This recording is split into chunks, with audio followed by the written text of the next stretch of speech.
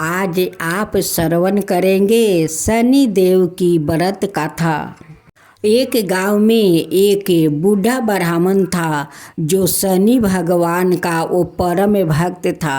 वो बचपन से वो शनि देव की वो भक्त बन गया। उनकी मंदिर में वो रोज जाकर पूजा करता है और शनिवार के दिन वो ब्राह्मण उपवास करता है। उस दिन प्रसाद शनि भगवान को अर्पित करता है। पूजा समाप्त हो जाता है तो ब्राह्मण जितने भक्त लोग शनि मंदिर में जाते हैं उन्हें प्रसाद बांट देते हैं और जो प्रसाद बाँच जाता है वो ब्राह्मण वो प्रसाद को भोजन करके और रह जाता है। ब्राह्मण देव इतना शनि देव की भक्ति में लीन हो गया था कि वो कभी अपना शादी नहीं किया, अपना परिवार नहीं बनाया। जैसे जैसे दिन बीत रहा था वैसे वैसे ब्राह्मण देव का वयस हो रहा था।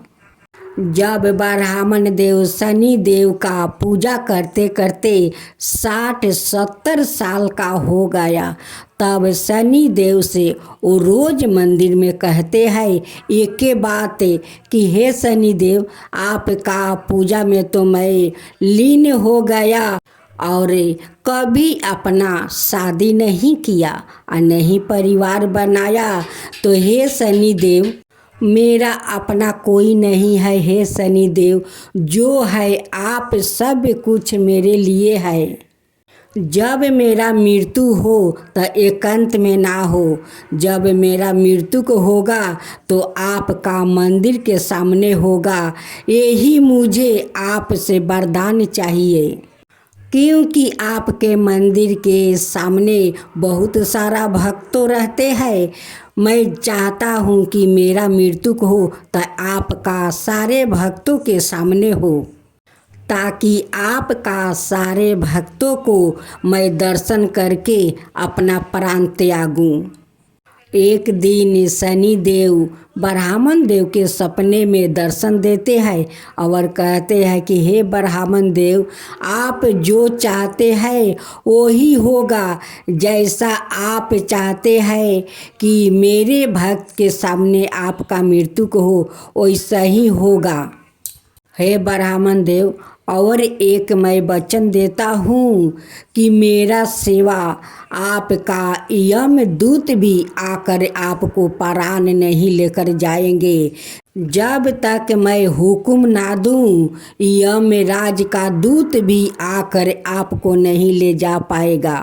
ब्राह्मण देव का जब सपना टूटा तब कहने लगे कि हे शनि देव, आप तो साक्षात शनि देव है। आप तो सभिन का पिता है, सभिन को दाता है।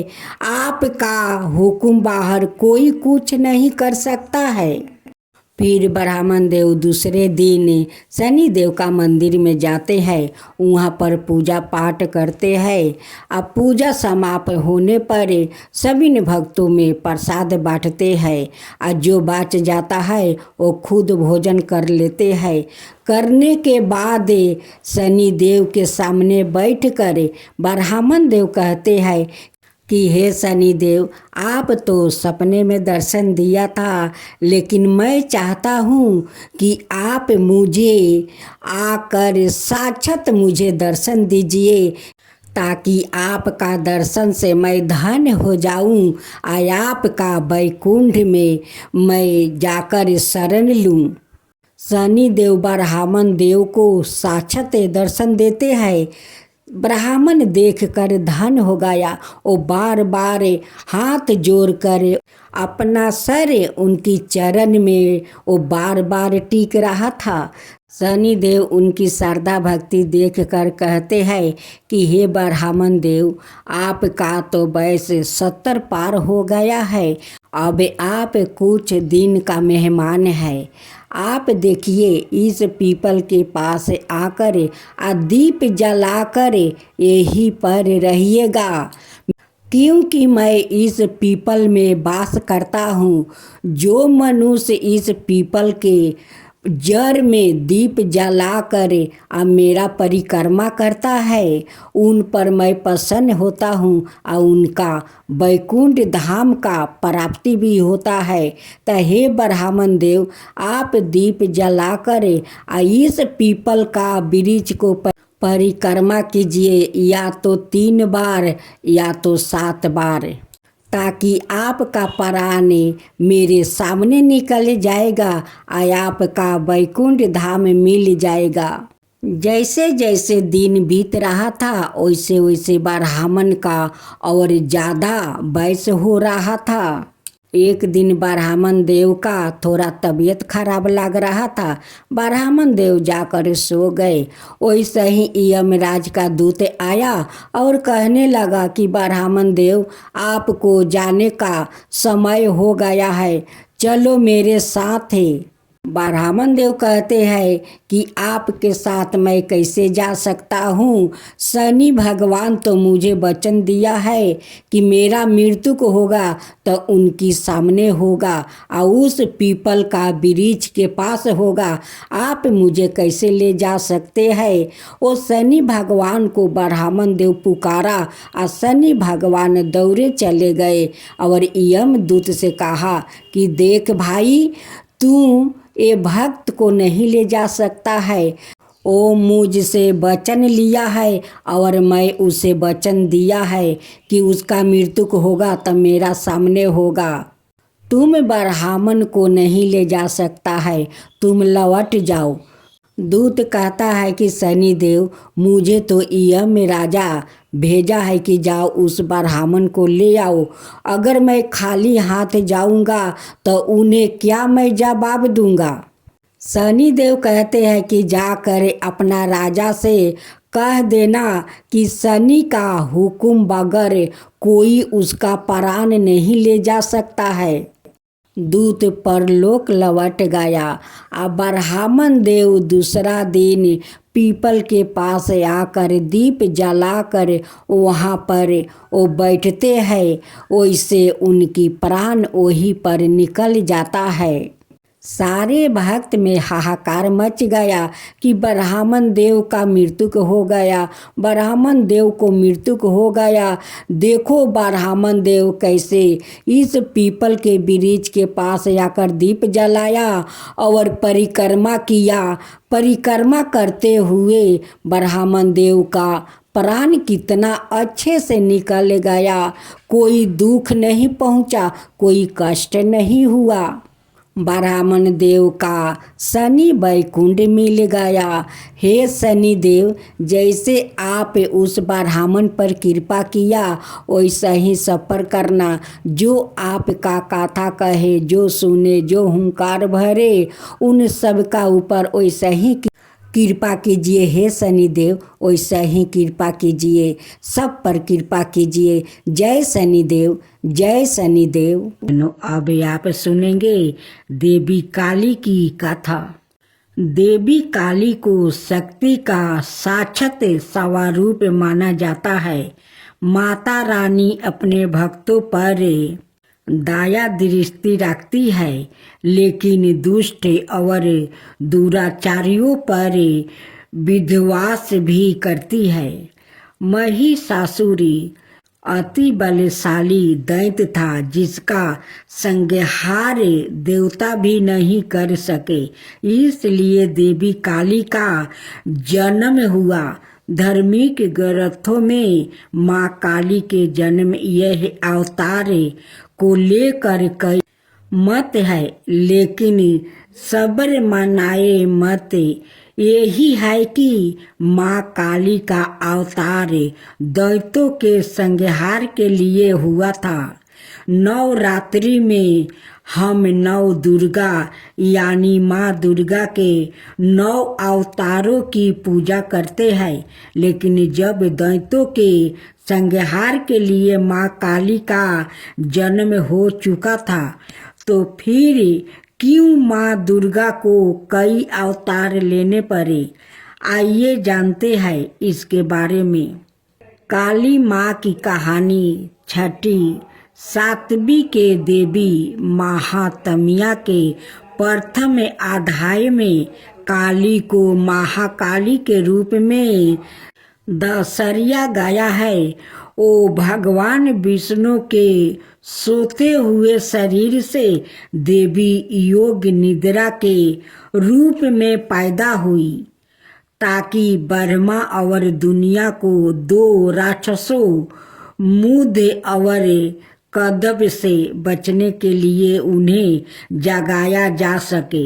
एक बार जब विष्णु जागे तो उन्होंने उन राक्षसों के खिलाफ एक लंबा युद्ध शुरू किया, लेकिन वो अभी भी पराजित थे और अपनी सफलता पर गर्व कर रहे थे। यह देखकर महाकाली ने महामाया का रूप धारण किया और दोनों राक्षसों को मंत्रमुग्ध करने के लिए चली गई। जब वो महामाया से विचलित हुए तो विष्णु ने उन्हें तुरंत मार डाला। बाद के अध्यायों में चंड और मुंड दो राक्षस थे जो देवी दुर्गा पर हमला करते थे। दुर्गा इतनी उग्रता से जवाब देती है कि काली उसके माथे से निकलती है और उन दोनों को मार देती है। यहाँ काली को गहरे नीले रंग की त्वचा संधि हुई, आंखों वाला एक पातला चेहरा और खोपड़ियों की माला के साथ बाघ की खाल का कपड़ा पहने हुए बताया गया है। बाद में उसी युद्ध में राक्षस से रक्त बीज, जिसके सेनापति चंड और मुंड थे, युद्ध में काली का सामना करते हैं। रक्त बीज को वरदान है कि उसके खून की हर बूंद जो जमीन को छूती है उससे उसका एक और कैलोन पैदा हो जाएगा। चौकी दुर्गा रक्त बीज को उसके अनगिनत कैलोनों के साथ हारने में असमर्थ है। काली उसके शरीर से उसका खून चूस लेती है और उसे हराने के लिए उसके कैलोनों को खा जाती है। रक्त बीज और दारुका दोनों मामलों में काली को दुश्मनों को हराने के बाद रक्त पिपासु के नसों में चूर बताया गया है और रक्त पिपासु की उसकी लालसा नियंत्रण से बाहर हो जाती है। शिव को फर्श पर शांत होकर हस्तक्षेप करना पड़ता है। जब काली क्रोध में आगे बढ़ रही होती है तो वो गलती से शिव पर पैर रख देती है और उसकी जीभ बाहर निकल जाती है। वो तुरंत शांत हो जाती है और फिर से दुर्गा पार्वती में विलीन हो जाती है। युद्ध में भाग लेने के बाद शिव ने पार्वती को काली काली त्वचा वाली कहकर चिढ़ाए। पार्वती बहुत आहत हुई और योग योग तक तपस्या करना शुरू कर दिया, जब तक कि उन्होंने अपना काला रंग नहीं खो देती है, इसे त्याग नहीं दिया और गौरी सुनहरी त्वचा वाली देवी नहीं बन गई।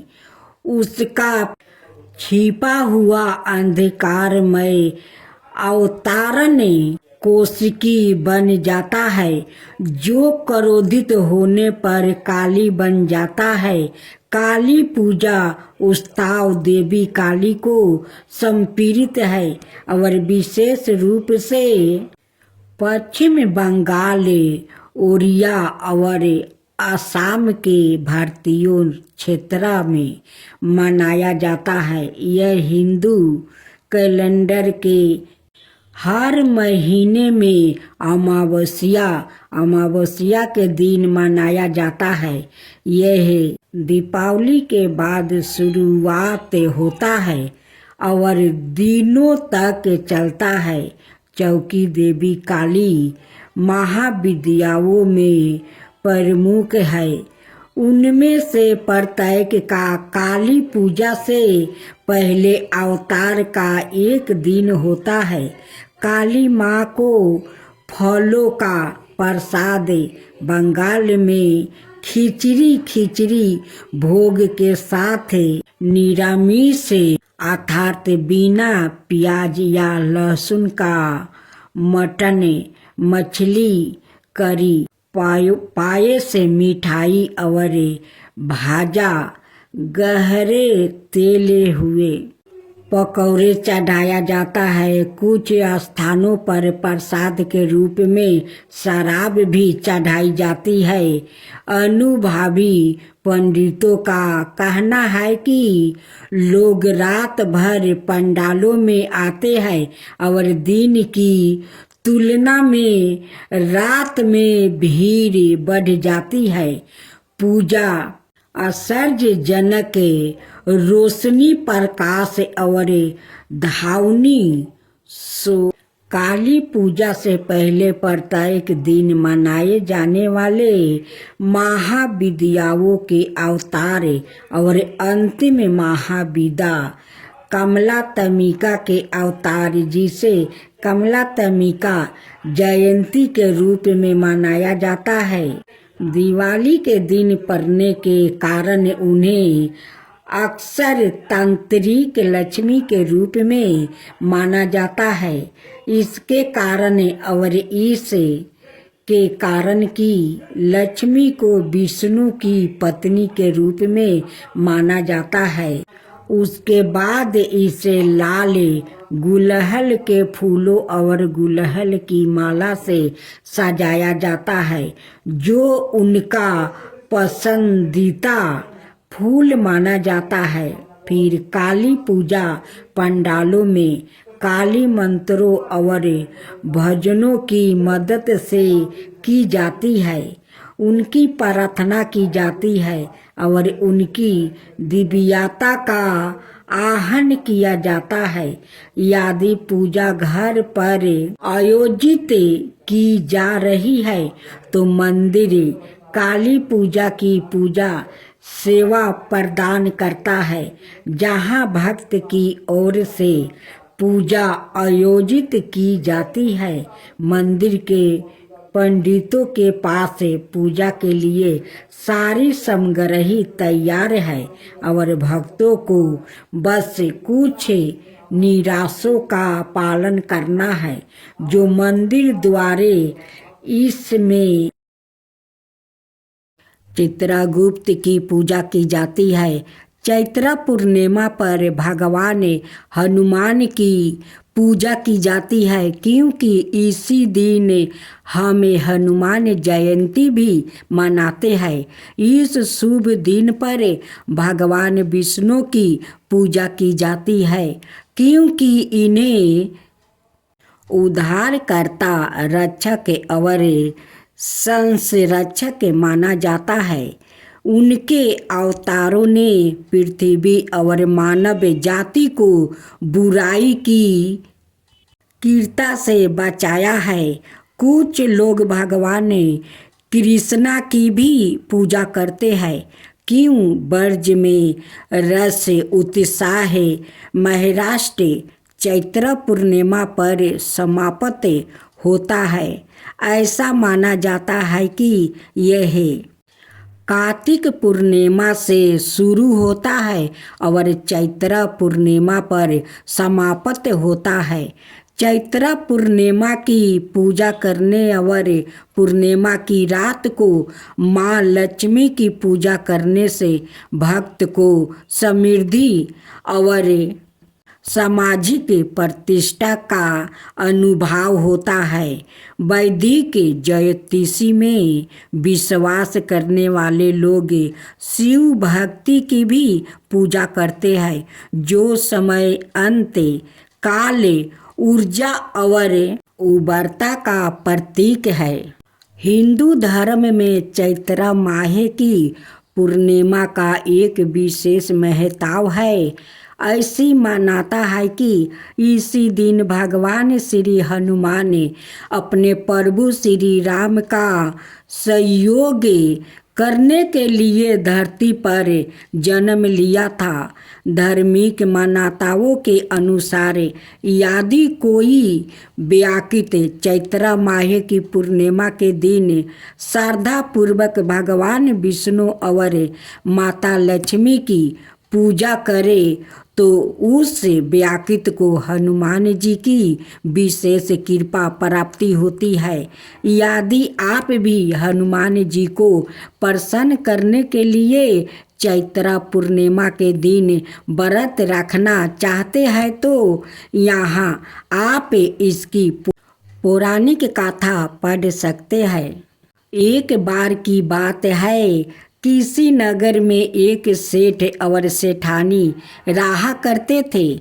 सेठानी प्रतिदिन भगवान विष्णु की पूजा अर्चना श्रद्धापूर्वक करती थी, लेकिन उसका पूजा करना उसके पति सेठ को बिल्कुल नहीं भाता था। इसी वजह से एक दिन सेठ ने उस घर से निकाल दिया।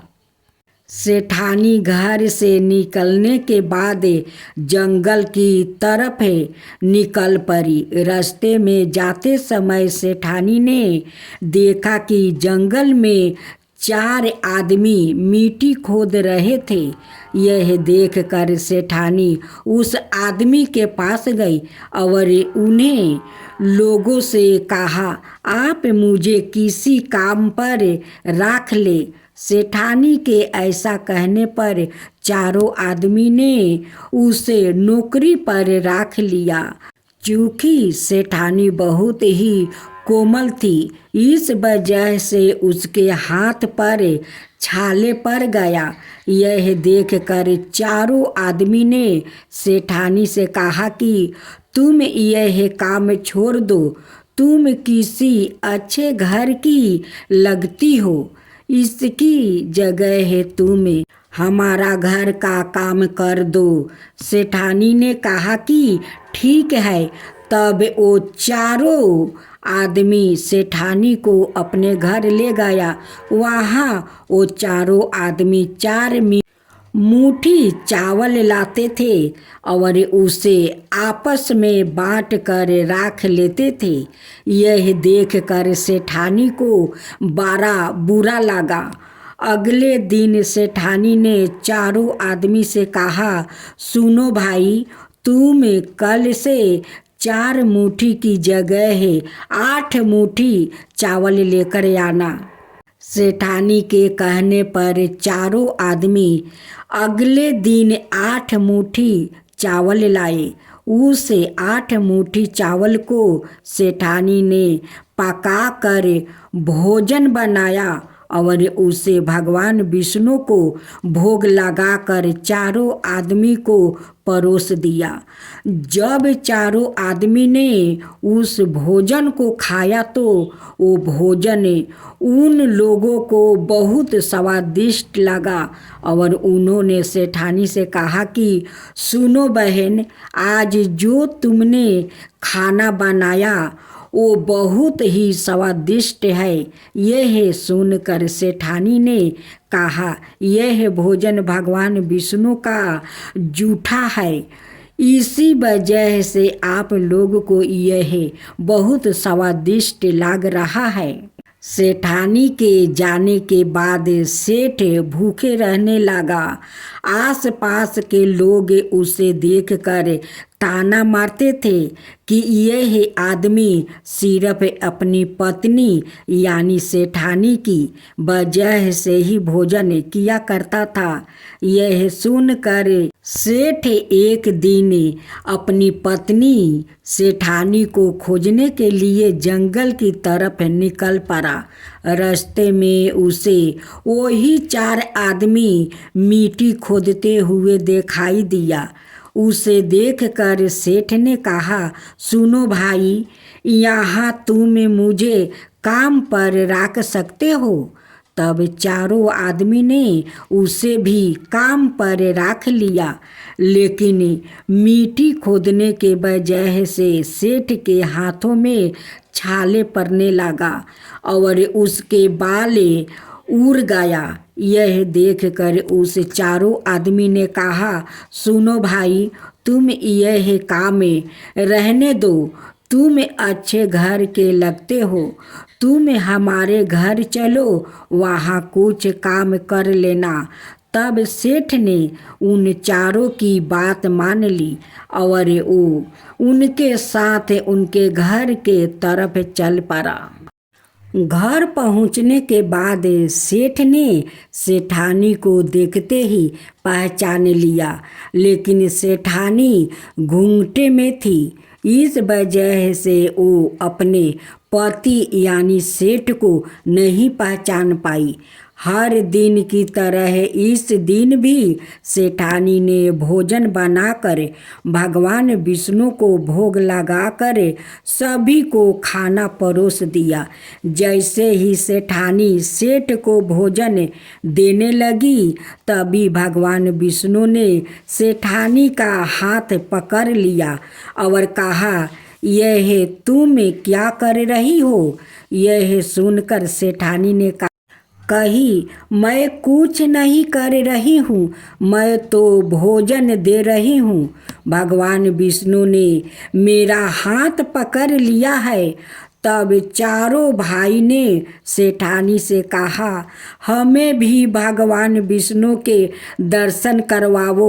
ऐसा कहने पर सेठानी भगवान विष्णु से हाथ जोड़कर अनुरोध करने लगी, हे प्रभु, आप मेरी तरह इन्हें भी दर्शन दे। तब भगवान विष्णु वहाँ प्रकट हो गए। यह देखकर सेठ ने सेठानी से क्षमा मांगी और उसे अपने घर साथ चलने को कहा। तब चारों भाइयों ने अपनी बहन को बहुत सारा धन देकर विदा किया। उसी समय से सेठ भी भगवान विष्णु का भक्त बन गया और उनकी पूजा श्रद्धापूर्वक करने लगा। ऐसे करने से उसके घर में फिर से धन की बरसात हो गई। ऐसी मान्यता है कि चैत्र पूर्णिमा के दिन व्रत रखने से हनुमान जी के साथ प्रभु श्री राम और माता सीता की भी विशेष कृपा प्राप्ति होती है। उन्हें पीपल पथवारी की कथा कहानी।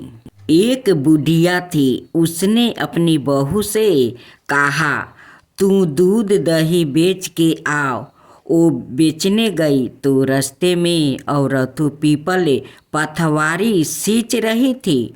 उनको सींचता देखकर बहू ने पूछा कि तुम यह क्या कर रही हो?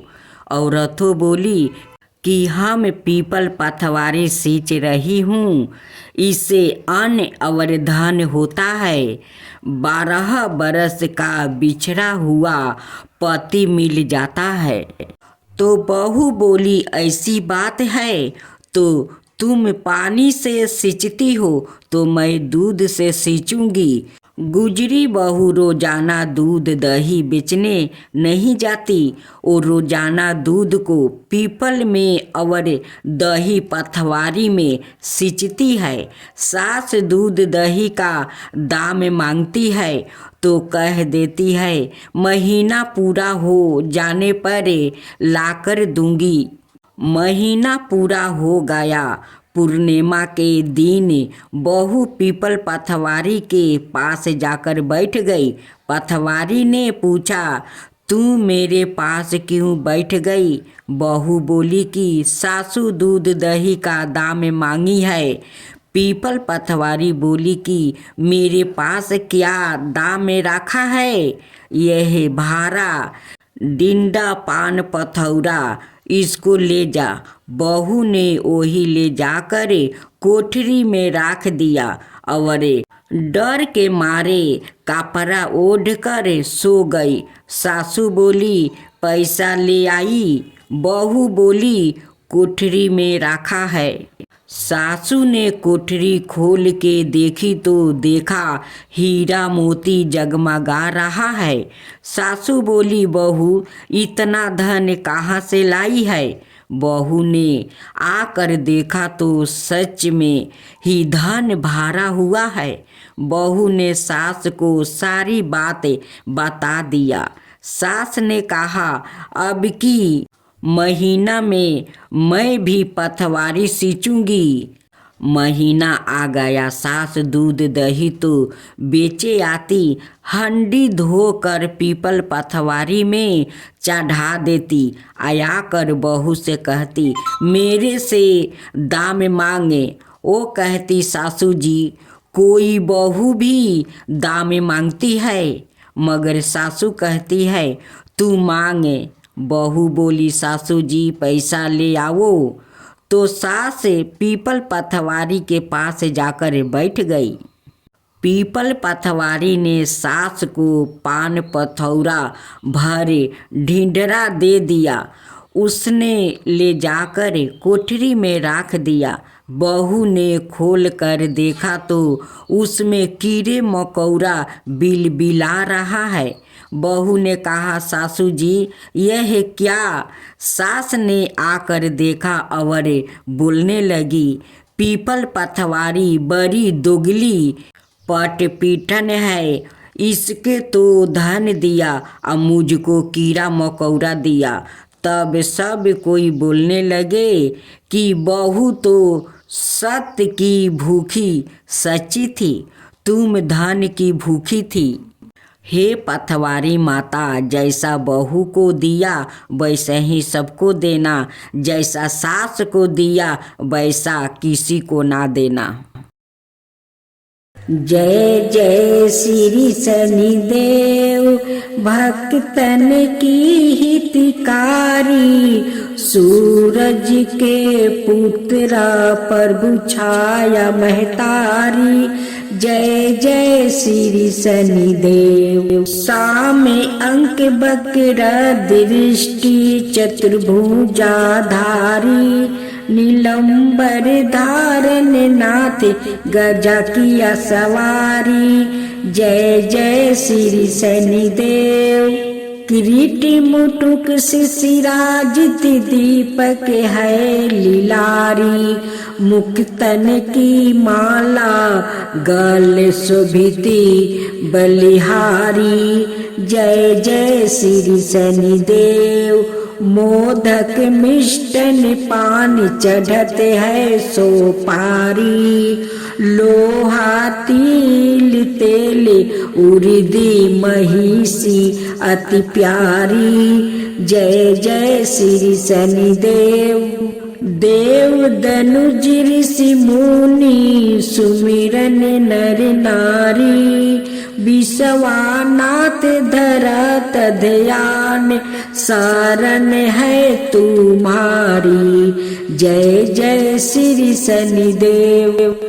जा पर कृपित हो तुम स्वामी, घोर कष्ट ओ पावे, धन विभाव और माने कीर्ति सब पल भर में मिट जावे।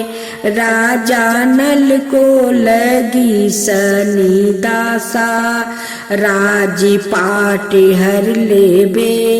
जय शनिदेव जय शनिदेव, जय जय जय शनिदेव। जा पर प्रभु होवे तुम स्वामी, सकल सिद्ध ओ पावे तुम्हारी।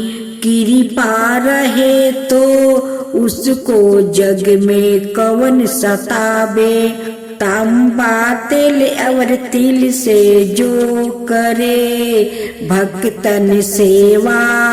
जय जय शनिदेव, जय जय शनिदेव, जय जय शनिदेव। हर शनिवार तुम्हारी जय जयकार जगत में होबे।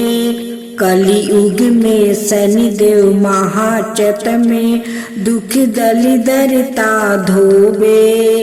करूं आरती भक्ति भाव से भेंट चढ़ावे मेवा। जय शनिदेव, जय शनिदेव, जय जय जय शनिदेव। चार भुजा ताही साजे गादा हस्त प्यारी। जय शनिदेव जी रवि नंदन गजे बंदन यम। अंग्रेज देवा कष्ट ना सो नर पाते, करते तब सेवा। जय शनिदेव जी, जय शनिदेव जी। तेज अपार तुम्हारा स्वामी सहा नहीं जावे। तुमसे बेमुख जगत में सुखी नहीं पावे। जय शनिदेव जी नमो नमो रवि नंदन। सब गरहो सिर ताजा, बंसीधर यश गावे। रखियो प्रभु लाज हमारा। जय जय शनिदेव जी, जय जय शनिदेव।